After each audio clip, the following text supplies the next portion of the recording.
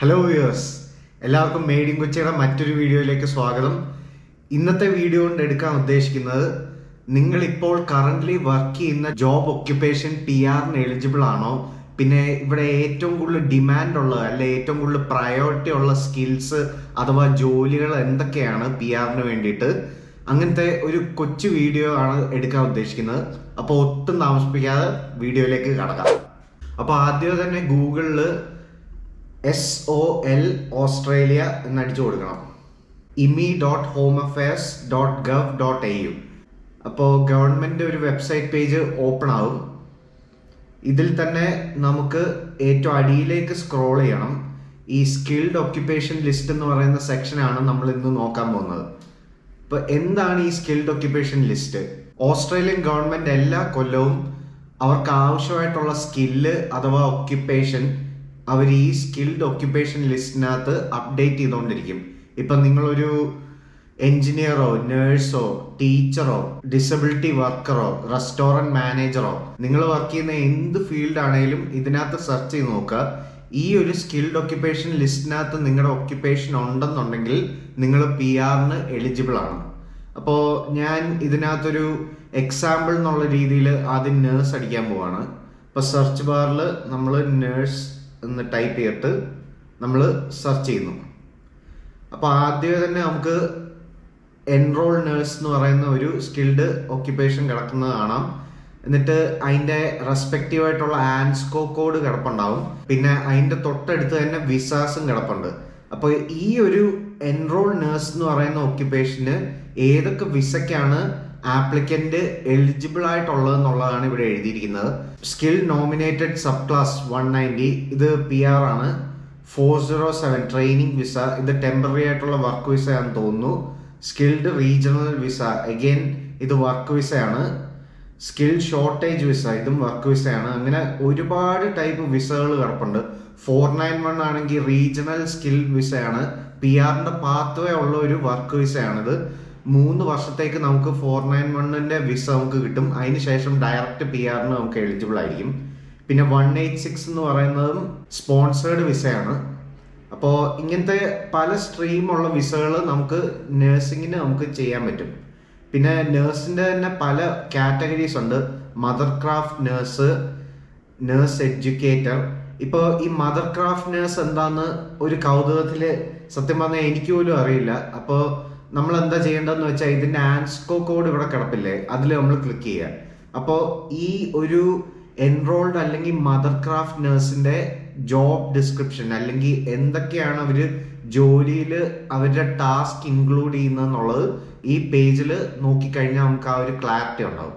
അപ്പോൾ ഇതിനകത്ത് നോക്കിക്കഴിഞ്ഞാൽ mother craft nurses provide nursing care to patients in hospitals, age care and other health care facilities in community and assist parents in providing to newborn infants under the supervision of a registered nurse or midwife.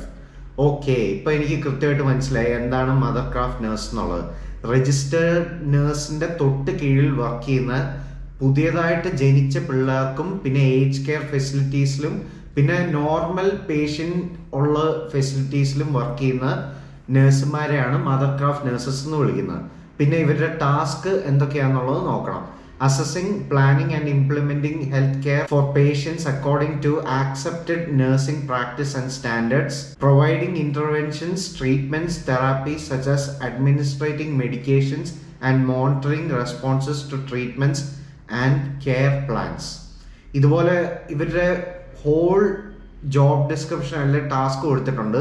ഇതിലെ എല്ലാ പോയിന്റ്സും നമ്മുടെ ഇപ്പോഴത്തെ ജോലിയായിട്ട് similar അല്ലേ പോലും ഒരു majority 60% similar ആയിരിക്കണമെന്നാണ് government കൊടുത്തിരിക്കുന്ന advice. നമുക്ക് വേറൊരു പ്രൊഫഷനും കൂടെ നോക്കാം. ഇപ്പം നേഴ്സ് അല്ലാതെ വേറെ എന്താ ഇവിടെ പോപ്പുലർ ആയിട്ടുള്ളത്? ഓക്കെ, ടീച്ചേഴ്സ് കൊടുക്കാം. Okay, art teacher, private tuition. പ്രൈവറ്റായിട്ട് ട്യൂഷൻ എടുക്കുന്നവർക്ക് വരെ ഇവിടെ PR എലിജിബിൾ ആണ്. ഓക്കെ, ഇതൊന്നും ഞാൻ അറിഞ്ഞിട്ടൊന്നുമില്ലായിരുന്നു കേട്ടോ. Dance teacher, private tuition. അപ്പോൾ ഡാൻസ് ടീച്ചറിന് എങ്ങനെയാണ് സ്കിൽ അസസ്മെന്റ് ചെയ്യുന്നത്? നമുക്ക് ആ ആൻസ്കോ കോഡ് ഒന്ന് എടുത്ത് നോക്കാം. ഓക്കെ, അപ്പോൾ പ്രൈവറ്റ് ട്യൂട്ടേഴ്സ് ആൻഡ് ടീച്ചേഴ്സ്, ഇതിനകത്ത് മെയിനായിട്ട് ഇവരുടെ ടാസ്കുകൾ അല്ലെ ജോബ് ഡിസ്ക്രിപ്ഷൻ എന്തൊക്കെയാണ്? Planning programs of study, preparing and presenting material, instructing and demonstrating practical aspects of the subject area, assigning problems and exercises related to students' training needs and talent. Okay, ഇത് എല്ലാ ടീച്ചേഴ്സും ചെയ്യുന്ന basic ആയിട്ടുള്ള സംഭവങ്ങളാണ് കേട്ടോ. സ്റ്റുഡൻറ്റിൻ്റെ study plan അല്ലെങ്കിൽ program നമ്മൾ കാണിക്കുക, പിന്നെ preparing and presenting material, again തിയററ്റിക്കലായിട്ടുള്ള മെറ്റീരിയൽ സ്റ്റുഡൻസിനെ പഠിപ്പിക്കുമല്ലോ, അതിൻ്റെ കണ്ടന്റ് കാണിക്കുക, instructing and demonstrating practical aspects, assigning problems and exercises. ഇപ്പോൾ വളരെ ബേസിക് ആയിട്ടുള്ള സംഭവങ്ങളാണ്. ഇതിനകത്ത് ഒരുമാതിരിപ്പെട്ട എല്ലാ ടീച്ചേഴ്സിന് ഈ ഒരു ജോബ് ഡിസ്ക്രിപ്ഷൻ ആയിരിക്കും വരുന്നത്. ഇതിൽ 1-2 കാര്യങ്ങളാണ് എക്സെപ്ഷൻസ് വരുള്ളൂ. ഇപ്പോൾ എക്സിബിഷനും അല്ലെങ്കിൽ പ്രൊഫഷണൽ കോൺഫറൻസസ്, സെമിനാർ, അത് എല്ലാ ടീച്ചേഴ്സും ഒന്നും കണ്ടക്ട് ചെയ്യണമെന്നില്ല. അപ്പോൾ ഞാൻ നേരത്തെ പറഞ്ഞ പോലെ തന്നെ ഒരു 60% നമ്മൾ മാച്ച് ചെയ്താൽ മതി. പിന്നെ ഈ സെയിം ആൻസ്കോ കോഡിന്റെ അണ്ടറിൽ വരുന്ന ഓക്യുപ്പേഷൻസ് നമുക്ക് നോക്കാൻ പറ്റും. Art teacher, dance teacher, drama teacher, music teacher, private tutors and teachers NEC. Okay, അപ്പോൾ ഈ കാണുന്ന ഓക്യുപ്പേഷൻസ് ആണ് ഈ ആൻസ്കോ കോഡിന്റെ അണ്ടറിൽ വരുന്നത്. നമുക്ക് വേറെ 2-3 പ്രൊഫഷനും കൂടെ നോക്കാം. ഇപ്പൊ എഞ്ചിനീയേഴ്സ് എടുത്ത് നോക്കുകയാണെങ്കിൽ സത്യം പറഞ്ഞാൽ കുറേ ടൈപ്പ് ഇതിനകത്ത് കിടപ്പുണ്ടാവും കേട്ടോ. അപ്പോൾ നിങ്ങൾ എന്ത് എഞ്ചിനീയറിംഗ് ആണ് ചെയ്തതെന്നുള്ളത് സ്പെസിഫിക് ആയിട്ട് കൊടുക്കണം. ഇപ്പൊ ഇവിടെ എയറോനോട്ടിക്കൽ എഞ്ചിനീയർ ഉണ്ട് ഫസ്റ്റ് തന്നെ കിടക്കുന്നത്, agricultural engineer, aircraft maintenance engineer, avionics, aircraft maintenance engineer mechanical, aircraft maintenance engineer structures, biomedical engineer, building and engineering technicians NEC, chemical engineer, civil engineer, civil engineering drafts person, civil engineering technician, computer network and systems engineer. അപ്പൊ ഈ പറയുന്ന പോലെ തന്നെ ഒരുപാട് engineering field ഇതിനകത്ത് കിടപ്പുണ്ട്. ഏത് ഫീൽഡാണ് നിങ്ങൾക്ക് സ്പെസിഫിക് ആയിട്ട് നോക്കേണ്ടതെന്നുള്ളെങ്കിൽ അത് അടിക്കുക. ഞാൻ എൻ്റെ ബാച്ചിലേഴ്സ് ചെയ്തിരുന്നത് മെക്കട്രോണിക്സ് എഞ്ചിനീയറിംഗ് ആണ്. പക്ഷെ മെക്കട്രോണിക്സ് എഞ്ചിനീയറിംഗ് ഇതിനകത്ത് കിടപ്പില്ല. ഞാനിപ്പോൾ പെട്ടെന്ന് അത് ടൈപ്പ് ചെയ്യാന്നുണ്ടെങ്കിൽ കണ്ടോ, മെക്കട്രോണിക്സ് എഞ്ചിനീയറിംഗ് എന്ന് പറയുന്നത് SOL കിടപ്പില്ല. പക്ഷേ ഞാൻ PR അപ്ലൈ ചെയ്യുന്ന സമയത്ത് മെക്കട്രോണിക്സ് എഞ്ചിനീയറിംഗ് എന്ന് പറയുന്ന ഒരു സ്പെസിഫിക് ആൻസ്കോ കോഡിന്റെ അണ്ടറിലാണ് വരുന്നത്. അപ്പൊ അങ്ങനെ ഡൗട്ട് ഉള്ളവര് ഇപ്പൊ നിങ്ങളുടെ സ്പെസിഫിക് ആയിട്ടുള്ള പ്രൊഫഷൻ സ്കിൽഡ് ഒക്യുപ്പേഷൻ ലിസ്റ്റിൽ കാണുന്നില്ല എന്നുണ്ടെങ്കിൽ നിങ്ങളുടെ ഒക്യുപ്പേഷൻ ഗൂഗിളിൽ അടിച്ചു കൊടുക്കുക, പ്ലസ് ആൻസ്കോ കോഡ് ഓസ്ട്രേലിയ എന്നും കൂടെ അടിച്ചു കൊടുക്കുക. അപ്പൊ ഞാൻ ഇവിടെ മെക്കട്രോണിക്സ് എഞ്ചിനീയറിംഗ് ആൻസ്കോ കോഡ് ഓസ്ട്രേലിയ എന്ന് അടിച്ചു കൊടുത്തപ്പോൾ ഇതിന്റെ ആൻസ്കോ കോഡ് വന്നു കണ്ടോ, 23399. അപ്പൊ ഞാൻ ഈ ആൻസ്കോ കോഡ് ഇവിടെ അടിക്കാൻ പോവാണ്, 23399. ഓക്കെ, യെസ്, ഞാനിപ്പോൾ ഓർക്കുന്നുണ്ട്, എഞ്ചിനീയറിംഗ് പ്രൊഫഷണൽസ് NECന്റെ അണ്ടറിലാണ് ഈ മെക്കട്രോണിക്സ് എഞ്ചിനീയറിംഗ് വന്നിരുന്നത്. ഈ ആൻസ്കോ കോഡ് നമുക്ക് പെട്ടെന്ന് തുറന്നു നോക്കാം. ഇതിന്റെ അണ്ടറിൽ നമുക്ക് കാണാൻ പറ്റും aeronautical engineer, agricultural engineer, biomedical engineering technologist, എൻവയോൺമെന്റൽ engineer, naval architect, engineering professional NEC. അപ്പോൾ ഈ ലാസ്റ്റ് കിടക്കുന്ന സംഭവം കണ്ടോ, എഞ്ചിനീയറിംഗ് പ്രൊഫഷണൽ NEC, ഇതിന്റെ അണ്ടറാണ് മെക്കട്രോണിക്സ് എഞ്ചിനീയറിംഗ് വന്നത്. അപ്പോൾ ഞാൻ എൻ്റെ സ്കിൽ അക്രഡിറ്റേഷൻ ചെയ്യുന്ന സമയത്ത് ഞാൻ ഇതിനു വേണ്ടിയിട്ടാണ് അപ്ലൈ ചെയ്തത്. എനിക്ക് mechatronics engineer under engineering professional NEC അതിന്റെ വിഭാഗത്തിലാണ് എനിക്ക് സ്കിൽ അസസ്മെന്റ് ചെയ്ത് കിട്ടിയത്. പിന്നെ ഞാൻ PR അപ്ലൈ ചെയ്തത് ഇതിനാണ്. അപ്പോൾ നിങ്ങൾക്ക് ഡൗട്ട് തോന്നുകയെന്നുണ്ടെങ്കിൽ നിങ്ങളുടെ സ്പെസിഫിക് ആയിട്ടുള്ള ഒരു ഒക്യുപ്പേഷൻ സ്കിൽഡ് ഒക്യുപ്പേഷൻ ഇല്ലെങ്കിൽ പോലും ഗൂഗിളിൽ ആൻസ്കോ കോഡ് അടിച്ചു നോക്കിക്കഴിഞ്ഞാൽ ചിലപ്പോൾ ഒരു 5-10 പ്രൊഫഷൻസ് ഒരു ആൻസ്കോ കോഡിന്റെ അണ്ടറിലായിരിക്കും. ആ ഒരു മെയിൻ ആൻസ്കോ കോഡിൽ നിങ്ങൾക്ക് അപ്ലൈ ചെയ്ത് PR അപ്ലൈ ചെയ്യാൻ പറ്റും. ഓക്കെ, ഈ വീഡിയോന്റെ ലാസ്റ്റ് സെക്ഷനിലേക്ക് നമുക്ക് കടക്കാം. ഹൈ പ്രയോറിറ്റി ആയിട്ടുള്ള ജോബ്സ് PR കിട്ടാൻ വേണ്ടിയിട്ടുള്ളത് എല്ലാ വർഷവും ഓസ്ട്രേലിയൻ ഗവൺമെന്റ് റിലീസ് ചെയ്യുന്നതാണ്. ഏത് റീജിയനിലാണ് നമ്മൾ വർക്ക് ചെയ്യുന്നത് എന്നുള്ളതും ഡിപ്പെൻഡന്റ് ആണ്. ഇപ്പൊ നിങ്ങൾക്ക് വിക്ടോറിയയിലാണ് പോകാനുള്ളതെന്നുണ്ടെങ്കിൽ വിക്ടോറിയയുടെ ലിസ്റ്റ് നോക്കണം. അതേസമയം ക്വീൻസ്ലാൻഡ് ആണെങ്കിൽ ക്വീൻസ്ലാൻഡ് സെപ്പറേറ്റ് ആയിരിക്കും, സിഡ്നിയുടെ സോൺ. ഓരോ സ്റ്റേറ്റിനും ഡിപ്പെൻഡന്റ് ആയിരിക്കും ഈ priority migration skilled occupation list. ഇപ്പൊ ഗൂഗിളിൽ നമ്മൾ high priority jobs in Australia PR അടിക്കുമ്പോൾ ഗവൺമെന്റ് എല്ലാ കൊല്ലവും റിലീസ് ചെയ്യുന്ന ആ ലിസ്റ്റ് നമുക്ക് കാണാൻ പറ്റും. അപ്പോൾ ഫസ്റ്റ് ലിങ്ക് നമ്മൾ എടുക്കുകയാണ്.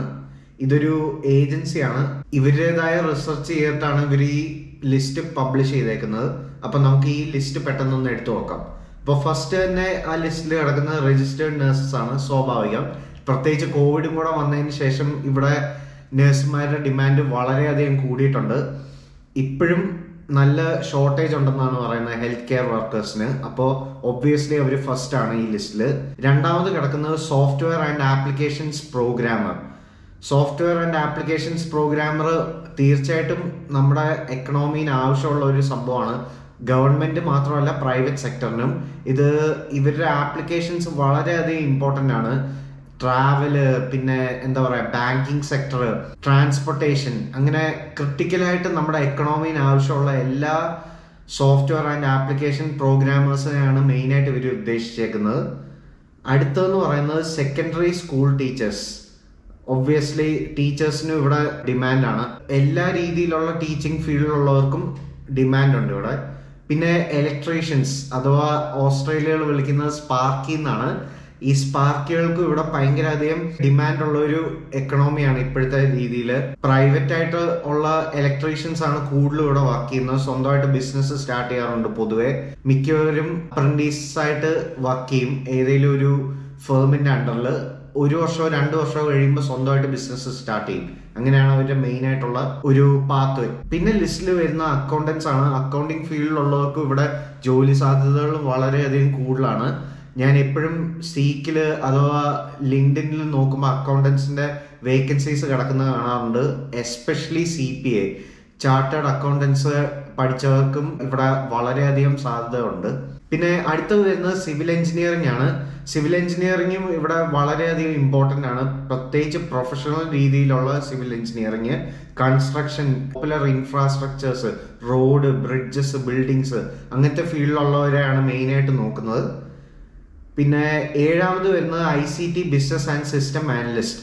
ഇത് വളരെയധികം ഹോട്ടാണ് കേട്ടോ. ഇത് PR-ന്റെ കാര്യത്തിൽ മാത്രമല്ല, ജോലി സാധ്യതകളിലും. ഇപ്പൊ ബിസിനസ് അനലിസ്റ്റ് എന്ന് പറയുന്നത് ഗ്ലോബലി ഭയങ്കര അധികം ഡിമാൻഡ് ഉള്ള ഒരു ഫീൽഡാണ്. ഇതിപ്പോ നമുക്ക് ഡിഗ്രി നിർബന്ധമായിട്ട് വേണമെന്നില്ല നമുക്ക് ജോലി കിട്ടാനായിട്ട്. പക്ഷെ PR വേണമെന്നുണ്ടെങ്കിൽ ഒരു ബാച്ചിലേഴ്സ് ഡിഗ്രി ഉള്ളത് എപ്പോഴും നല്ലതാണ്.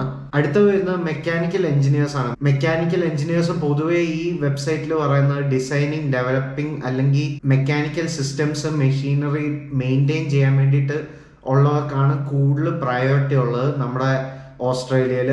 പിന്നെ മാനുഫാക്ചറിങ് സെക്ടർ, ഓട്ടോമേറ്റീവ് അല്ലെങ്കിൽ എയറോസ്പേസിലുള്ളവർക്കും പ്രയോറിറ്റി കൂടുതലാണ്. ഒബ്വിയസ്ലി അവർക്കൊരു ബാച്ചിലേഴ്സ് ഡിഗ്രി ഉറപ്പായിട്ടും വേണം. പിന്നെ വർക്ക് എക്സ്പീരിയൻസ് ഉണ്ടെങ്കിൽ അത്രയും കൂടുതൽ പോയിന്റ്സ് ഉണ്ടാവും അപ്ലൈ ചെയ്യുന്ന സമയത്ത്. പിന്നെ നമുക്ക് കിടക്കുന്നത് മെഡിക്കൽ ലബോറട്ടറി സയന്റിസ്റ്റ് ആണ്. ഇതും വളരെയധികം ഇമ്പോർട്ടൻ്റ് ആയിട്ടുള്ള ഒരു സംഭവമാണ്. നമ്മുടെ ബ്ലഡ് അല്ലെങ്കിൽ നമ്മുടെ DNA സാമ്പിൾസ് എടുക്കുക, നമുക്ക് വല്ല രോഗമുണ്ടോ, നമ്മുടെ ഹെൽത്തിന്റെ സ്റ്റാറ്റസ് മോണിറ്റർ ചെയ്യുക, അതൊക്കെയാണ് മെയിനായിട്ട് ഈ ലബോറട്ടറി സയന്റിസ്റ്റിന്റെ ജോലി എന്ന് പറയുന്നത്. നാട്ടിൽ ഇഷ്ടംപോലെ ആൾക്കാർ ലാബ് സയന്റിസ്റ്റ് ആയിട്ടുള്ളവരുണ്ട്. അങ്ങനെയുള്ളവർക്ക് തീർച്ചയായിട്ടും PR-ന് അപ്ലൈ ചെയ്യാനായിട്ടുള്ള സാധ്യതകളുണ്ട്. പിന്നെ ലാസ്റ്റ് കിടക്കുന്ന ഹൈ പ്രയോറിറ്റി സ്കിൽഡ് ഓക്യുപ്പേഷൻ ലിസ്റ്റിൽ സോഷ്യൽ വർക്കേഴ്സ് ആണ്. ഈ സോഷ്യൽ വർക്കേഴ്സ് കുറേ നാളുകളായിട്ട് ഈ ലിസ്റ്റിലുള്ളതാണ് കേട്ടോ. സിവിൽ എഞ്ചിനീയേഴ്സിനെ പോലെ അല്ല മെക്കാനിക്കൽ എഞ്ചിനീയേഴ്സിനെ പോലെ കുറേ നാളായിട്ട് സോഷ്യൽ വർക്കേഴ്സും ഈ പ്രയോറിറ്റി ലിസ്റ്റിലുള്ളതാണ്. അപ്പോൾ ഇവരുടെ മെയിൻ ജോബ് ടാസ്കുകൾ എന്ന് പറയുന്നത് സപ്പോർട്ട് ചെയ്യുക, അസിസ്റ്റൻസ് കൊടുക്കുക. ഇത് ഇൻഡിവിജ്വൽസിനാവാം, ഫാമിലീസിനാവാം, അല്ലെങ്കിൽ കമ്മ്യൂണിറ്റിയുടെ വേരിയസ് ഫീൽഡിലുള്ളവർക്കായിരിക്കാം. പിന്നെ ഇതിന്റെ മെയിൻ സർവീസസ് എന്ന് പറയുന്നത് മെന്റൽ ഹെൽത്ത്, ചൈൽഡ് വെൽഫെയർ, പിന്നെ കമ്മ്യൂണിറ്റി ഡെവലപ്മെന്റ് ആണ്. അപ്പോൾ ഇങ്ങനെ ഉള്ള ഫീൽഡിൽ പഠിക്കാൻ വരുന്നവരോ അല്ലെങ്കിൽ ഇവിടെ ജോലി ചെയ്യുന്നവർക്കോ PR-ന് വളരെയധികം സാധ്യതയുണ്ട്. അപ്പോൾ ഇന്നെടുത്ത വീഡിയോ തീർച്ചയായിട്ടും ഇൻഫോർമേറ്റീവ് ആയിരുന്നു ഞാൻ വിശ്വസിക്കുന്നു. ഇൻഫോർമേറ്റീവ് ആയിട്ട് നിങ്ങൾക്ക് തോന്നിയെന്നുണ്ടെങ്കിൽ തീർച്ചയായിട്ടും എൻ്റെ വീഡിയോ ലൈക്ക് ചെയ്യുക, എൻ്റെ ചാനൽ സബ്സ്ക്രൈബ് ചെയ്യുക. ഇനി ഇതുപോലത്തെ ഇൻഫോർമേറ്റീവ് കണ്ടന്റ് ആയിട്ട് കണ്ടുമുട്ടട്ടെ എന്നുള്ള ശുഭാപ്തി വിശ്വാസത്തോടെ ഗുഡ് ബൈ.